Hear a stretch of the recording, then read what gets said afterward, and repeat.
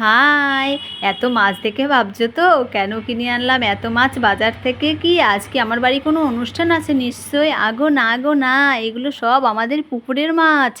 গতদিন আমি তোমাদের দেখিয়েছিলাম আমাদের পুকুর থেকে কত মাছ তোলা হয়েছিল। দেখো আজও আবার সে একদিন বাদে আবারও মাছ তোলা হয়েছে।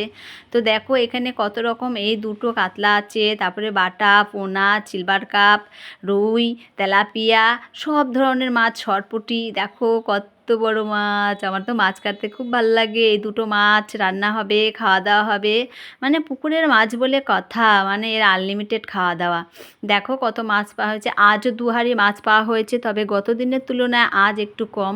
দেখো রুই, কাতলা, তারপরে মৃগেল, আর এই যে এখানে আছে সিলভার কাপ, বাটা।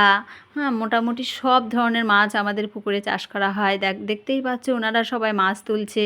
তো আর আমি একটু ক্যামেরা বন্দি করছিলাম সেই মুহূর্তগুলো। আর আজ পুকুর থেকে 2 হাঁড়ি মাছ তোলা হয়েছিল।